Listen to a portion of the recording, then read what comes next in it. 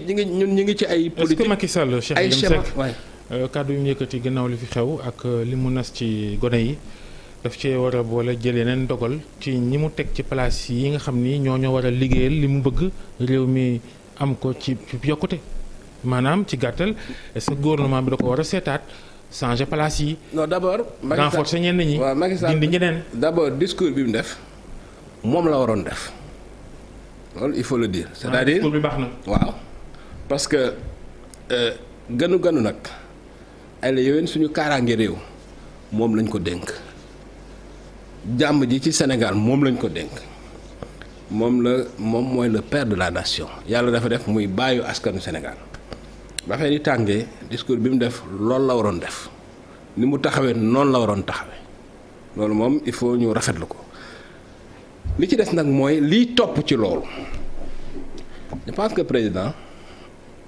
war na gis ni ba affaire yi tàngee il était seul. yaa ngi xeexle wuñ ko ñi mu àndal. il était seul. ñu ko waroon xeexle c'est très rare non c'est très rare nga gis. parce que man gis naa théâtre de crise yu bari nga gis événement bu mel ni am avec un chef d'État aussi isolé. ñi mu àndal ñëpp làq. ñëpp non ñëpp waaf. il était seul Macky Sall il était très seul loolu c'était visible bi affaire yi décanté wu lañ gis nit ñi mais affaire bi muy tàng gisuñu kenn il était très seul. lu ñu waroon def xam nga loolu lan la ci war a ginnaaw dafa am taxaw ñu ne li complot la xam nga loolu la ci wax non xam nga boo nee yow am nga 80%. on occupe la rue pendant 3 jours kenn taxawul sax def contre manifestation kenn taxawul sax def marche ni lay soutenir te yaa ngi nii bon yow ak Idi bu fet 80%. kenn soutenir kenn yow journaliste nga époque boobu koo ci woo pour mu ñëw wax lu mu lay wax. koo ci woo pour wax sax du la tontu donc solitude boobu. lan la am nañu ko jéngu woon bëriwul. am nañu ko jéngu waaw waaw bëriwul solitude boobu lan la ci président war a jànge xam lan la ci war a jànge que place am bi mu war a am dans l'histoire du Sénégal moom rek moo ko mën a jox boppam kese parce que tant que mi ngi neex gars yi ñu ngi koy wër bu tàngee moom rek moo ciy des loolu boo ko xamee da ngay xam ni ngay doxalee yëf yi pour yëf yi dox ak ni ngay doxee yëf yi pour ta place dans l'histoire. léegi conséquence pratique bi mu war a jël. voilà conséquence man de bu ma doon mooma tey li may njëkk a def mooy dissoudre le gouvernement man. ah bon ah oui dafa am situation yoo xam ni il faut poser des actes forts boo mënoon indi premier ministre nga nommé ministre boo xam ni. day bëri doole il est chargé de la coordination de l'activité du gouvernement. parce que ñëpp sentir nañ ni il faut quelqu'un boo xam ne au moins dina coordonner. troisièmement tu prends des décisions fortes en direction de la jeunesse mi ngi def benn fonds bu logé à la présidence mais fonds boobu pour man warul doon théorie rek fonds bi bu amee tey le lendemain dañoo war a gis ay jeunes ñu sol ay tenues nekk sur le terrain commencer di liggéey ci ay projets aussi simple que ça pour man loolu la Macky Sall war a def tu comprends pour montrer aux Sénégalais parce que xam nga. gouvernement bi ci ni mu bindoo. waaw fii nu toll. waaw fan moo sooxe ci sa gis-gis buy jubbanti lan lay jubbanti. ak kan lay jubbanti non man daal franchement xam nga dafa am yoo xam boo ko waxee snobisme la mais waxoon naa ko fii bi gouvernement di am dinaa ko waxaat grand faaw benn moment dans ce pays là ñu jàng war a bàyyi tuuti fële politique pour indi ñi am xam-xam ñu defar réew mi c'est ça le problème aussi parce que aussi bon politiciens yi gis nañ leen quoi. xam nga voilà kii voilà normalement yaa ngi ci dernier mandat. voilà kii gagné na fii kii gagné d'accord naa. mais yow tu veux laisser une place dans l'histoire ba pare xam nga ñun dafa am lu ñu yàlla defal domaine xam-xam boo gis ci àdduna bi am na ay sénégalais yu bokk ci ñi ci xarañ ci àdduna waxuma ci Afrique domaine xam-xam boo mën a jël man club bi ma bokkoon France. non dama lay wax rek nag ñi ñuy tabb mooy ñi xeexoon politiquement aussi itam réew mu mënti dem ku xeex politiquement itam bu ñuy tabb yu kawe yi déedéet kenn du defee noonu Mandela. bi mu ñëwee ci nguur gi ñi xeexoon politiquement ñooñu xeexuñu dañoo dee ñu rey seeni maam rey seeni doom ñoom ñu rey leen tëj leen ay ñaar fukki at mais bi ma ñëwee ci nguur gi sëñ bi première réunion ANC dafa ñëw taxaw biir bureau ANC gars yi taxaw mu ni table bi ñu toog nii moom du fa toog nañ def strat tegal ko ci chaise mu toog pour wax ak nit ñi gars yi jaaxle ni ko non mu ni moom table yi ngeen daan wër nii man du ma fa toog gars yi def strat teg ko mu ni bon. à partir de maintenant dootuma toogati di wër nag yéen parce que je suis le président de l'Afrique du Sud donc damay décider mooy xeex nañ bay bëgg a dee mais ñun xeex rek lañ mën mënuñoo yorum réew mënuñu yor réew tubaab yi ñoo mën a yor réew mi ñoo xam ni ñuy yore réew mi donc peste clé yi tubaab yi laa koy jox taftal ci ay nit ñu ñuul ñu jàng mais loolu mooy leadership sëñ bi nañu waxante dëgg. waaw boobu réew moom foofu la tolloon. ah déedéet dafa nag réew mu mënti do non attends foofu la tolloon. xam nga bu fekkee ni li xew fii Sénégal dañoo jàpp ni du dara parce que pour man lii crise la crise bu mag la réew mu avancé mu nekk ci crise la jóge. fukki bakkan ak ñaar ñoo ci doon. waaw jeex na quel que soit non même bu doon kenn ku dee signal la boo xam ne pour man. bañ na. waaw d'accord. jéggi na dayoo. voilà signal bi dañ cee war a jàpp pour defaraat toggin wi defaraat réew mi tëggaat réew mi xam nga lan moo ma gën a metti ci Sénégal. dama xam partout dans le monde sénégalais yoo xam ne ci ñi gën a xereñ ci àdduna bi lañ bokk. yàlla def sénégalais fu mu nekk day bëgg Sénégal loolu yàllaa ko def xam nga ñag yi bu ñu demee France dañ fay jënd kër jënd fa lépp toog fa dëkk fa sénégalais fu mu nekk dafa bëgg ñibbi Sénégal nit fu mu nekk sénégalais di fa liggéey loo ko mën a fay mu ñëw liggéeyal Sénégal moo ko gënal mais mënoo am loolu am ko ci réew mi am ko ci bitim réew am fi ci répp ba pare yow ñi ngay nommé mënuñoo def dara parce que man li may woowee def dara mooy on est indépendant depuis 61 ans. boobu ba léegi école bi baaxul njàng mi baaxul santé bi baaxul réew mi dañoo pauvre développement amu fi assainissement bu baax amu fi dara amu fi loolu constat d'échec la pour la classe politique je suis désolé ñi ñu jiite ba léegi def nañ juróom-benn fukki at ak benn ñu jël ay politiciens def leen fi dara baaxul ci réew mi mais yaa xayti mu laan nañ essayé ñeneen. xam nga Gbagbo non xaaral ma xam nga Laurent Gbagbo. leeralal sa non xam nga Laurent Gbagbo sa xalaat boobu. waaw xam nga Laurent Gbagbo lu mu changer ñeneen mooy leen. dama lay jox benn exemple politiciens yi. dama lay jox exemple bu ndaw. xam nga ñu bari ils se sont demandé lan moo tax Côte d'Ivoire am guerre pendant 10 ans économie bi sooxewul loolu y a beaucoup de gens qui se sont demandé ça parce que yaa ngi fàttali Côte d'Ivoire guerre nañ ba am 10 ans économie bi dara bougé wu ci. kenn mënu leen dab. waaw kenn mënu leen dab ñu toog fañ toog xam nga lu tax parce que Gbagbo bi mu ñëwee poste clé économie bi yépp muy directeur des impôts directeur du trésor ministre de l'économie maanaam poste clé bi jëm ci koom-koom yépp dafa woo benn cabinet international lancé appel d'offres gars yi ñëw indi seeni CV ñu sélectionné jël ivoiriens yi gën a xereñ mu dénk leen loolu ñu doxal ko ba pare mu signé ak ñoom ay contrat d'objectif góor gi réew mi faaw ñu xoolaat xam nga man réew yi damaa bëgg mu dund mu continuer te li fi nekk nii bu continuer gis nga problème mu jeunesse bi boo ko différé wala nga trouver ay pexe ba différé ko bombe à retardement la parce que force day ñëwaat réew mi il faut ñu def de la sorte que ku nekk gis ci sa bopp te mën naa nekk waxuma nag réew moo xam ne ñëpp dañuy liggéey loolu mënta nekk amul fenn ci àdduna loolu il faut ñu xam ko lenn aussi mën naa ko wax jeunes ñi may déglu. mais sànq Cheikh yi mën naa ñu taxaw foofu. waaw da nga ni. dafa mel ni da nga ni essayé nañ politiciens yi. waaw indépendance bu léegi juróom benn ful ak benn. politiciens yee ko yor. waaw il faut que ñeneen ñëw. waaw maanaam. ñeneen ñëw moo ñu am courage ñu am courage politiciens yi ñu yóbbu leen ci assemblée ñi ñuy waxee. Mandela bi mu ñëwee xam nga nu mu def politiciens yi daf leen yóbbu ñii ci commune ñii ci sénat bi ñii ci assemblée yi ñuy wax di continuer politique jeunes yi nga xamoon ni ils étaient prometteurs mu jël leen parce que boobu fekk na aussi tubaab yi raw nañ bu baax nit ñu ñuul ñi mu jël leen def leen ay multimilliardaires tey ki nekk ki moom MTN ay mut seppe bi nekk fii ñooñu ay multi yoo xam moo leen créé. Ramaphosa président actuel bi. waaw pour ñu créer emploi yaa ngi dégg mu jël tubaab yi.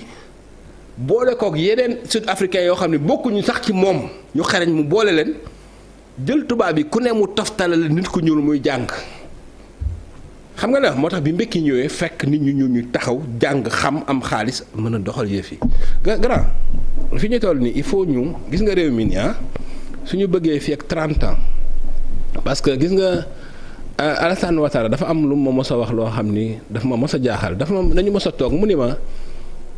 am na réewu Afrique yu bari yoo xam ni dama lay wax ni y avait 20 ans y a 20 ans mun ma dans 25 ans am na réewu Afrique yoo xam ne dootuñu exister te wax na dëgg tey Centrafrique dootu réew Somalie dootu réew ay Soudan du Est dootu réew Guinée-Bissau tout est mu dem ba dootul nekk réew Mali ci kanam tuuti Niger dootuñu nekk ay réew ay Burkina dootuñu nekk ay réew ça veut pas dire que nit ñi duñ fa kenn ne di dund de mais da dul nekkati état da dul nekkati dara léegi nag bu ñu bëggee Sénégal continuer di nekk réew xam nga nation Ernest Renan benn boroom xam-xam la tubaab daf ni nation c'est le commun vouloir de vivre en commun c'est-à-dire nit ñi ñoo bëgg ñoom ñëpp nekkandoo nekk benn voilà loolu nag pour ñëpp bëgg a dundandoo il faut que dañuy dund. C'est la définition même de la nation. ñëpp gis ci seen bopp. au vrai sens du terme. voilà ñëpp gis ci seen bopp. te fii li ñu yor li mu tuuti. mais tumurànke wuñ cohésion nationale quand même ci réew mi. oui justement mais cohésion ñaa ngi dundandoo ci jàmm mais cohésion nationale. cohésion nationale koom-koom moo koy dëgëral. xam nga li ma c'est-à-dire bu fekkee ni réew mi ku nekk gis ni sa bopp ci la dundin wi di gën a neex pour ñëpp. mais bu fekkee dafa am ñoom dañoo nekk ci réew ba pare ils se sentent exclus maanaam jàpp ni ñoom bokkuñu ci dara loolu je pense que du neexal dundinu réew. léegi fu ñuy daanelee ci wàllu xëyu ndaw ñi lii fi am yëpp ci ay initiative ay mécanisme nun ko war a def ginnaaw jurul résultat yi ñu ci bëggoon. mécanisme yi xam nga en général fii mécanisme dafay créer bureaucratie créer corruption ñëpp xam nañ ko. mécanisme mooy da ngay créer ay bureau gis ay nit ñu ci camlangal indi seen i mbokk seen i kii nga créer mécanisme ñi jël ci ay jeunes yoo xam ne sa parti rek la ñuy nekk jox leen xaalis bi ba ñoom ñu jàpp ñu aussi li ñu politique moo tax ñu jox leen xaalis bi duñu xay xaalis bi bref ku ne xam na ko da ngay créer un dispositif transparent dénk ko sax koo xam ni politiqueul far tu comprends. ba pare muy doon dispositif bu efficace boo xam ni sëñ bi dafay xettali nit ñi nga xam ne ay projets yu wóor lañu am ñu financer la ñu liggéey tu comprends maanaam daal il faut de la transparence et de l'équidistance tu comprends mais loolu yëpp nag faaw mu ànd ak gaaw parce que lii ma gis man nii ma gis nii colère bi ma gis nii gis naa pays africain yu bari yu tàkk mais colère bi ma gis nii colère waaw mais si yàlla sauvé na ci Sénégal conséquence politique gu li xew yan conséquences war a doon yan njàngat lañu war a def politiquement ci ñi far fii ak ñi far fële mooy opposition di gouvernement. bref rapport de force bi kan la favorable gannaaw bi ay tànki jàmm jógee ñu dox ceeg ñoom seen. est-ce que ku ne war ngaa fëgg sa dënn ne maa ci génn. maa gagné d'abord la première leçon mooy réew mi am na ay ressorts. nañ ko sant yàlla waaw. parce que réew toll foo xam ne nii am na ñu mën a wax ñu déglu leen lu am solo la loolu nag moom yàlla moo ñu ko defal dañ ko sant yàlla loolu am solo la beneen bi ci topp mooy incontestablement lii dafa reformater waat le champ politique sénégalais tey réew mi ni muy doxee ak ni ñu koy yoree fii ba 2024 ni mu nar a demee nii bokkul ak ni mu mënoon waroon demee mënta nekk. luy changer. léppay changer ni ñuy yore réew mi ni ñuy bàyyee xel nit ñi ak ni ñuy defaree yëf yi lépp war a changer beneen affaire bi ci topp mooy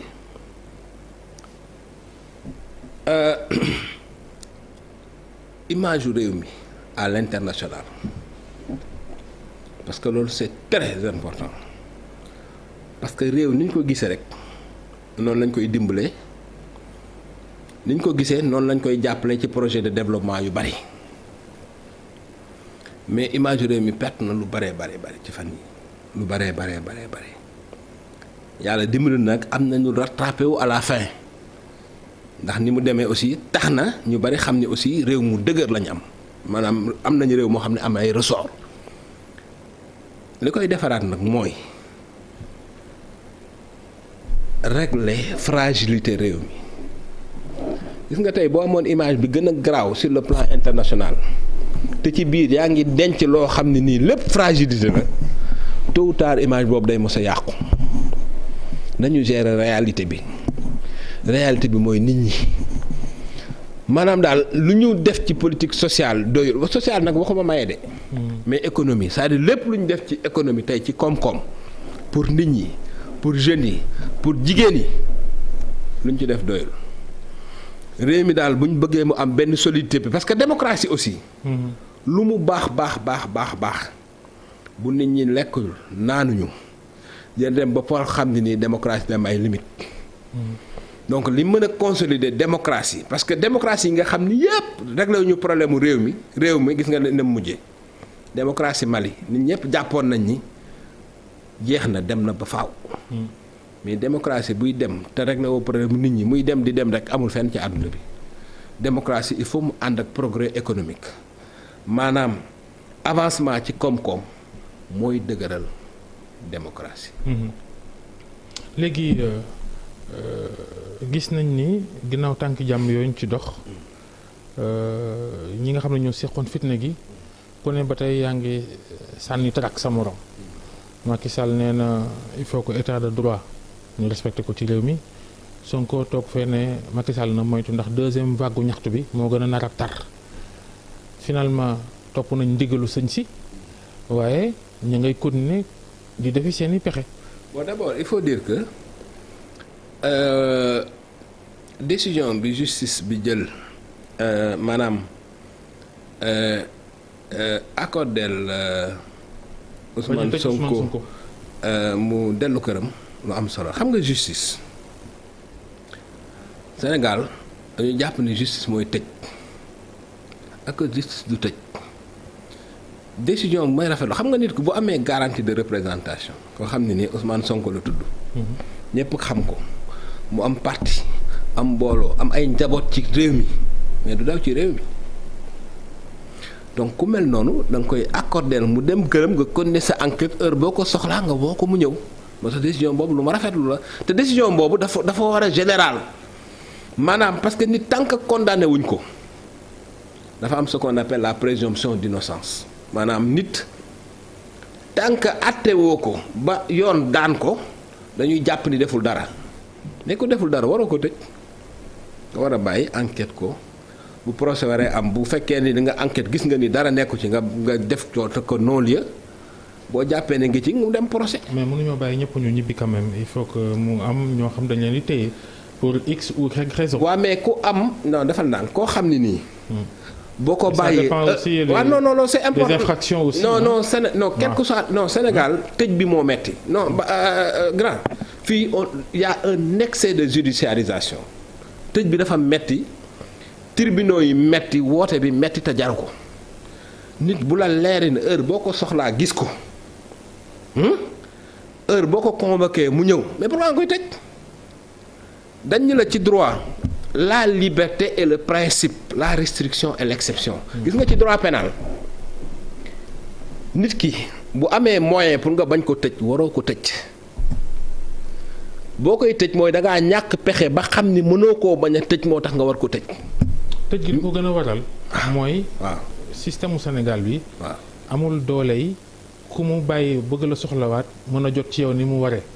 garantie yëpp nekku fi. mais garantie de représentation loi moo ko déterminé xam nga mooy lan xam nañ fi nga dëkk maanaam am nga kër ci réew mi xam nañ fi nga dëkk xam nañ sa adresse jël nañ sa passeport mënoo dem te gisuñu la te heure bu ñu la soxlaa nga ñëw loolu loi moo ko déterminé.